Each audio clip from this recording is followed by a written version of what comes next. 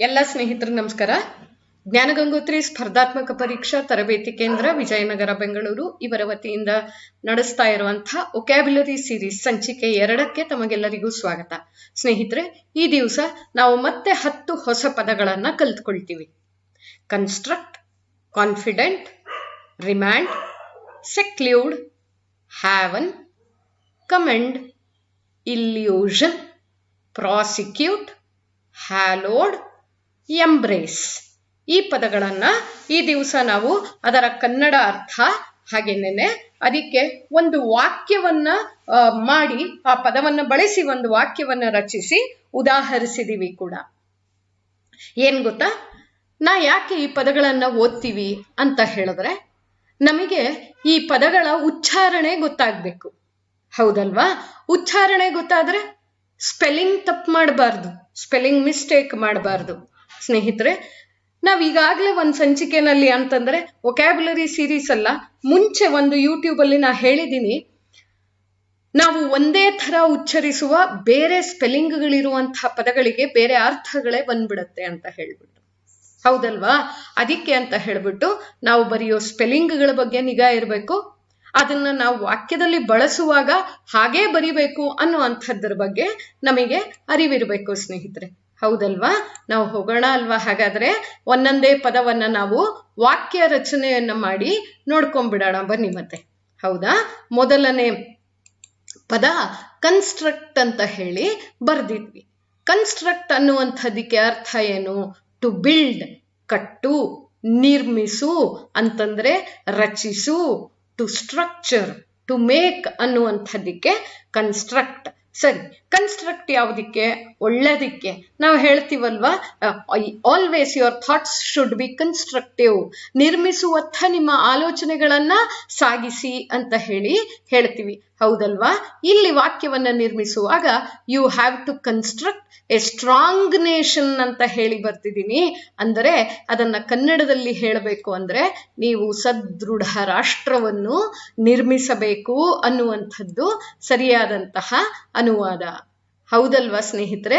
Construct ಅನ್ನೋದಿಕ್ಕೆ ನಾವಿಲ್ಲಿ ನಿರ್ಮಿಸು ಅಂತ ಹೇಳಿ ತಗೊಂಡಿದೀವಿ.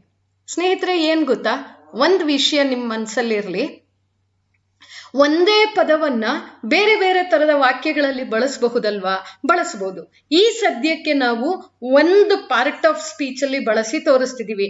ಅಂದ್ರೆ ಒಂದು ಪದ ಅದು ಅಡ್ಜೆಕ್ಟಿವ್ ಆಗ್ಬೋದು, ಅದು ವರ್ಬು ಆಗ್ಬೋದು, ಅದು ನೌನು ಆಗ್ಬೋದು, ಅದು ಅಡ್ವರ್ಬು ಆಗ್ಬೋದು. ಹೀಗೆಲ್ಲ ನಮ್ಮ ಮನಸ್ಸಲ್ಲಿ ಅಥವಾ ಎಲ್ಲೋ ಓದ್ಕೊಂಡಿರ್ತೀವಿ, ಎಲ್ಲೋ ಅರ್ಧ ಬರ್ಧ ತಿಳ್ಕೊಂಡಿರ್ತೀವಿ, ಅಥವಾ ಮೇಷ್ಟ್ರೇ ಸರಿಯಾಗಿ ಹೇಳ್ಕೊಟ್ಟಿರಲ್ಲ, ಹೀಗೆಲ್ಲ ಆಗೋಗ್ಬಿಟ್ಟಿರತ್ತೆ. ಆದರೆ ಸ್ನೇಹಿತರೆ, ನಾವಿಲ್ಲಿ ಸದ್ಯಕ್ಕೆ ಕಲಿತಾ ಇರುವಂಥದ್ದು ಒಂದು ಪಾರ್ಟ್ ಆಫ್ ಸ್ಪೀಚ್ ಅಲ್ಲೇ ನಾನು ಬಳಸಿರ್ತೀವಿ. ಅದನ್ನ ಕಲ್ತ್ಕೊಂಡ್ಬಿಡೋಣ, ಪದಗಳ ಪರಿಚಯ ಆಗ್ಲಿ, ನಮಗೆ ಸ್ಪೆಲ್ಲಿಂಗ್ಗಳು ಸರಿಯಾಗಿ ಬಂದ್ಬಿಡ್ಲಿ. ಅದಾದ ನಂತರ ನಾವು ನೋಡ್ಕೊಳ್ಳೋಣ ಸ್ನೇಹಿತರೆ, ಹೌದಲ್ವಾ? ಮುಂದೆ ನೋಡಿ, ನಾವು ಹೇಳ್ತಾ ಇರುವಂತಹ ಪದ ಕಾನ್ಫಿಡೆಂಟ್. ಕಾನ್ಫಿಡೆಂಟ್ ಅಂದ್ರೆ ಶ್ಯೂರ್ ಫೂಟೆಡ್. ಶ್ಯೂರ್ ಫೂಟೆಡ್ ಅಂದ್ರೆ ಭದ್ರವಾಗಿ ತಳ ಊರಿರುವಂಥದ್ದು ಅಂತಂದ್ರೆ ನಿಂತ ನೆಲೆ ಸರಿಯಾಗಿ ಇರುವಂಥದ್ದು.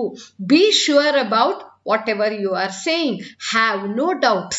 ಯಾವುದೇ ಸಂಶಯವಿರಬಾರದು, ನೀವು ಸರಿಯಾಗಿ ವಿಶ್ವಾಸದಿಂದ ಮಾತನಾಡಿ.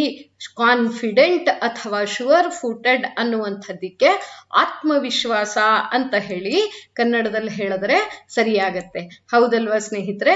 ಹಾಗಂತಂದ್ರೆ ಈ ಪದದ ವಾಕ್ಯವನ್ನ ನೋಡ್ಬಿಡೋಣ ಸ್ನೇಹಿತರೆ. ಒಂದು ನೆನಪಲ್ಲಿ ಇಟ್ಕೊಳ್ಳಿ, ಸ್ಪೆಲ್ಲಿಂಗ್ಗಳು ತುಂಬಾ ಸರಿಯಾಗಿರ್ಬೇಕು.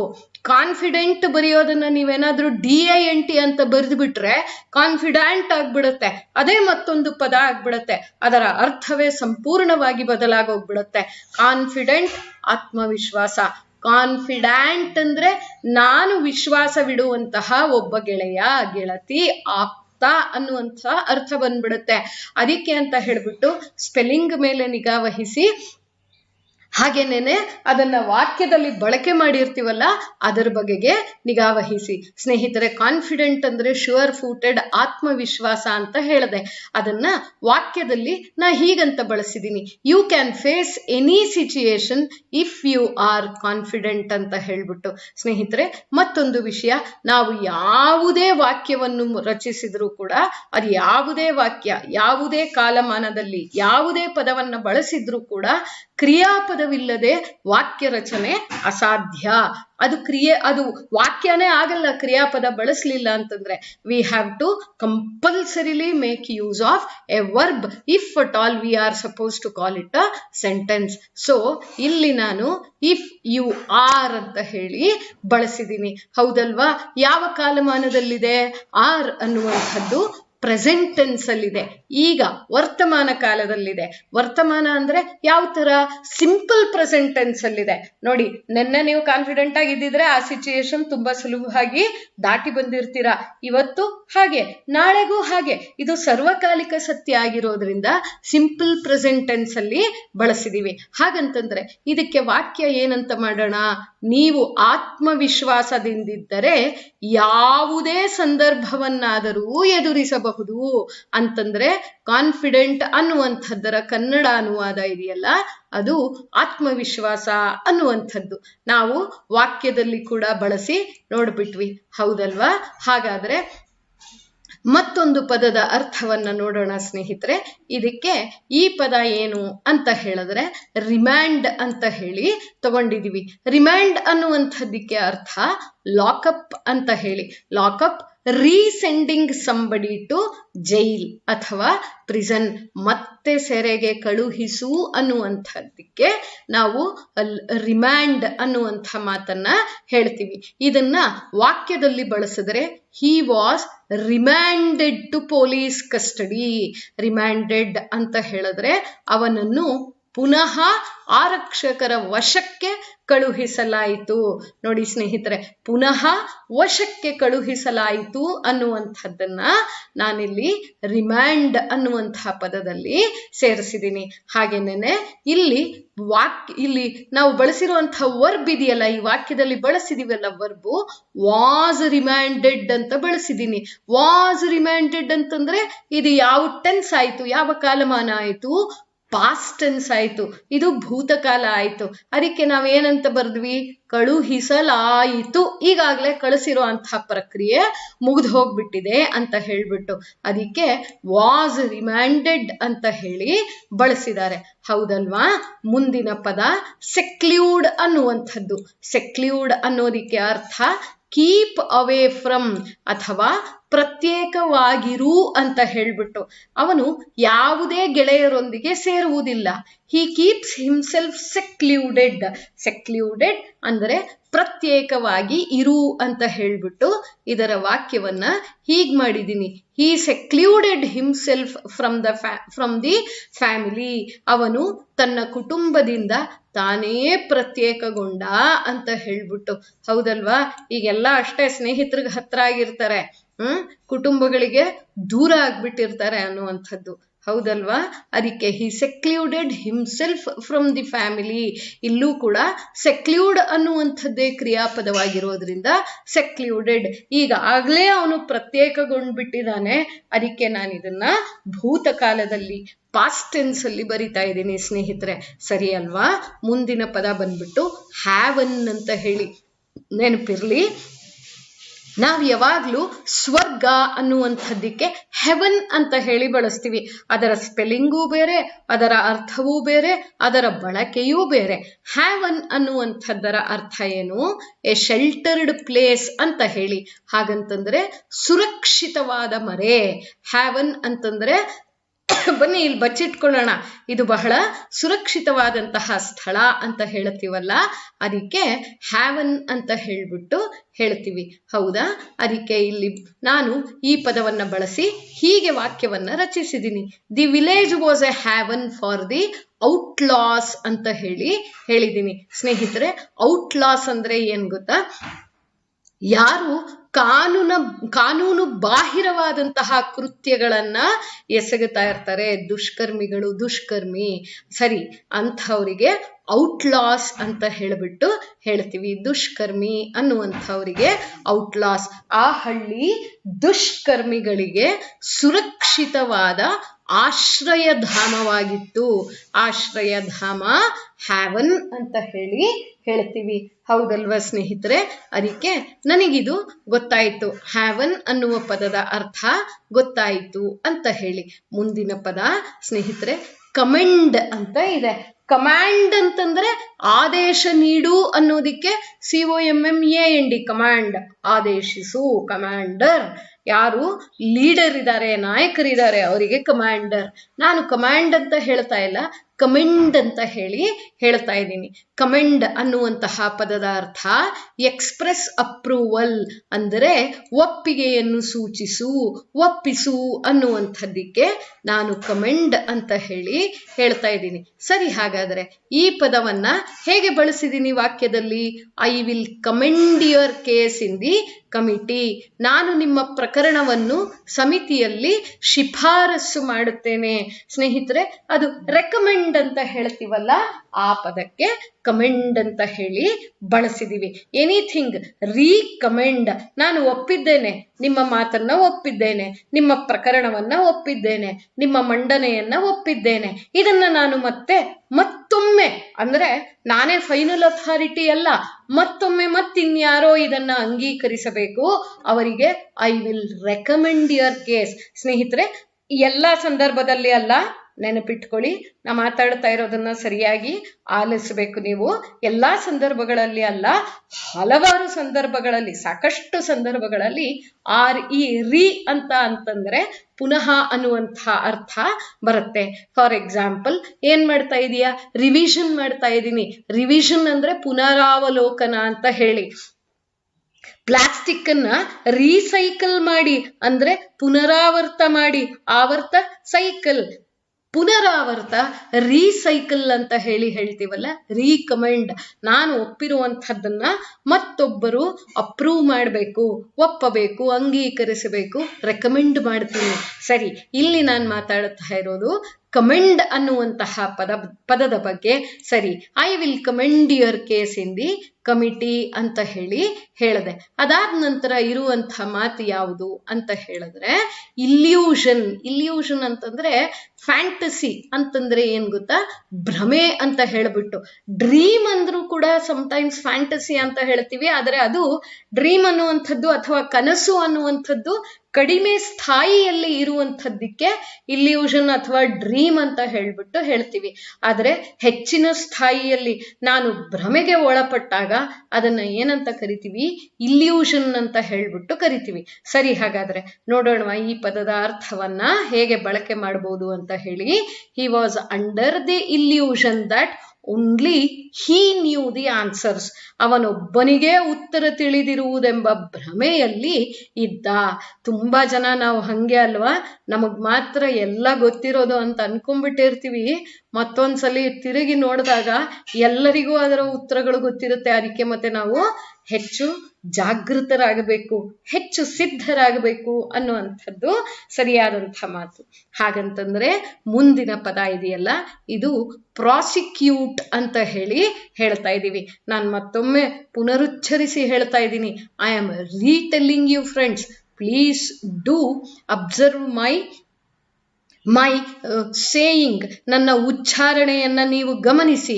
ಹಾಗೇನೆ observe the spellings, not just observing, practice the spellings at least 10 times a day. ಸ್ನೇಹಿತರೆ, ಈ ಸ್ಪೆಲ್ಲಿಂಗ್ಗಳನ್ನ ಕನಿಷ್ಠ 10 ಸಲ ನೀವು ಬರೀಬೇಕು. ನೋಡಿದೀನಿ, ಓದಿದ್ದೀನಿ, ಮೇಲಿಂದ ಮೇಲೆ ಕೇಳಿಸ್ಕೊಳ್ತಾ ಇದ್ದೀನಿ, ವಿಡಿಯೋದಲ್ಲೇ ನಂಗೆ ಅರ್ಥ ಆಗ್ಬಿಟ್ಟಿದೆ ಹಾಗೆ ಅನ್ಕೊಳ್ಳೋದು ಭ್ರಮೆ. ನೀವು ಪದೇ ಪದೇ ಇದನ್ನ ಬರೀತಾ ಇರಬೇಕು ಸ್ನೇಹಿತರೆ.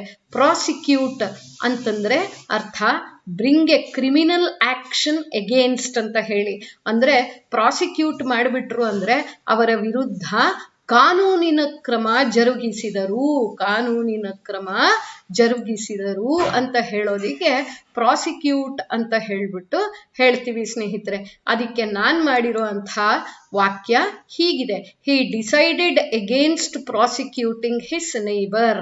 ಹೌದಾ, ತನ್ನ ನೆರೆಯವರ ವಿರುದ್ಧ ಕಾನೂನು ಕ್ರಮ ಜರುಗಿಸಬಾರದೆಂದು ಅವನು ನಿರ್ಧರಿಸಿದ ಅನ್ನುವಂಥದ್ದು ಸರಿ ಸ್ನೇಹಿತರೆ. ಹೌದು, ಮತ್ತೆ ನಾವು ಕಾನೂನಿನ ಕ್ರಮ ಜರುಗಿಸು ಅಂತ ಹೇಳಿದ್ರೆ ಅವನ ವಿರುದ್ಧ ನ್ಯಾಯಾಲಯಕ್ಕೆ ಹೋಗು ಅನ್ನುವಂಥದ್ದಕ್ಕೆ ಹೇಳ್ತೀವಿ ಸ್ನೇಹಿತರೆ. ಒಂದ್ ಮಾತನ್ನ ತಿಳ್ಕೊಳ್ಳೋಣ ಇಲ್ಲಿ.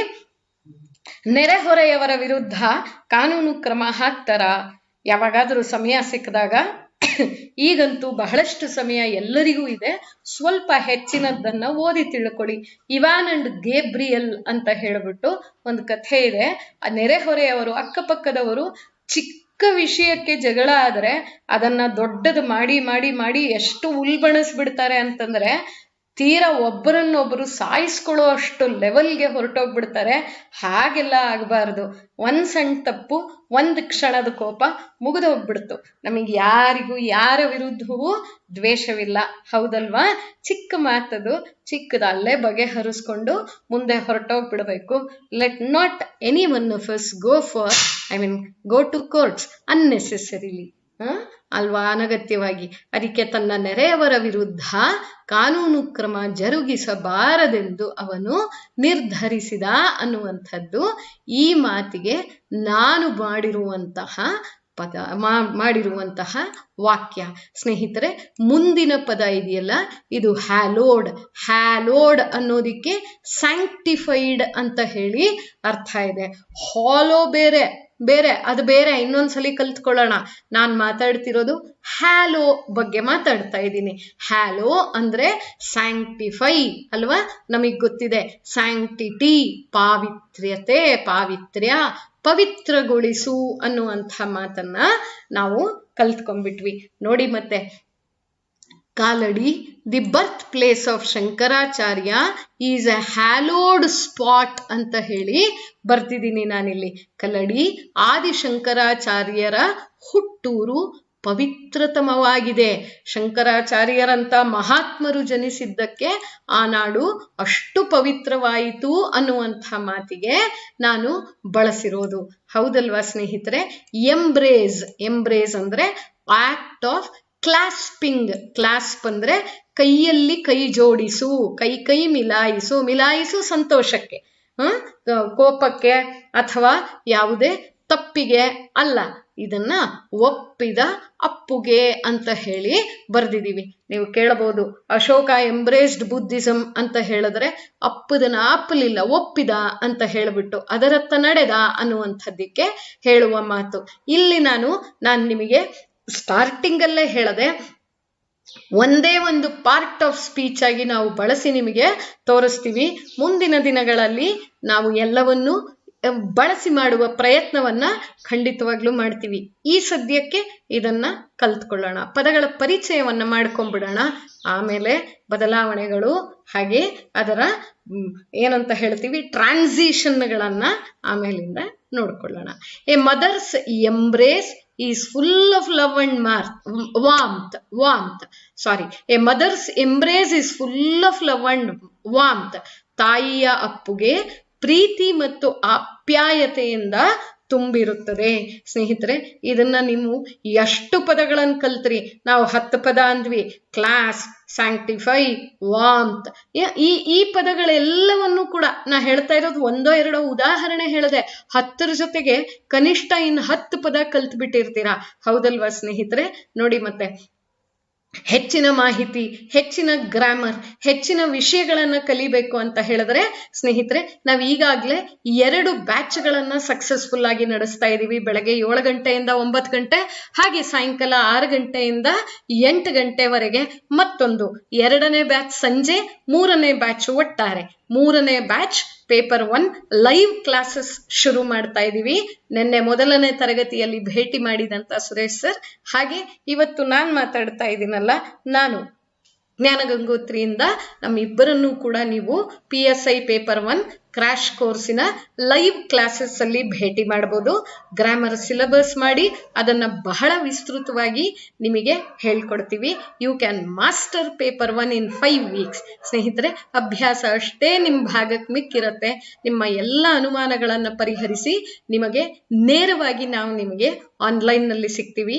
ನಮ್ಮನ್ನ ಭೇಟಿ ಮಾಡಿ ಆನ್ಲೈನ್ ಕ್ಲಾಸಸ್ ಅಲ್ಲಿ ನಾವು ಮತ್ತೆ ವೊಕ್ಯಾಬ್ಯುಲರಿ ಸೀರೀಸ್ ನ ಎಂದಿನಂತೆ ಕಂಟಿನ್ಯೂ ಮಾಡ್ತೀವಿ. ಮತ್ತೆ 10 ಹೊಸ ಪದಗಳೊಂದಿಗೆ. ಅಲ್ಲಿ ತನಕ ಕೊಟ್ಟ ಪದಗಳನ್ನ ಓದ್ತಾ ಇರಿ, ಕಲಿತಾ ಇರಿ. ಎಲ್ರಿಗೂ ಒಳ್ಳೇದಾಗ್ಲಿ. ನಮಸ್ಕಾರ ಸ್ನೇಹಿತರೆ.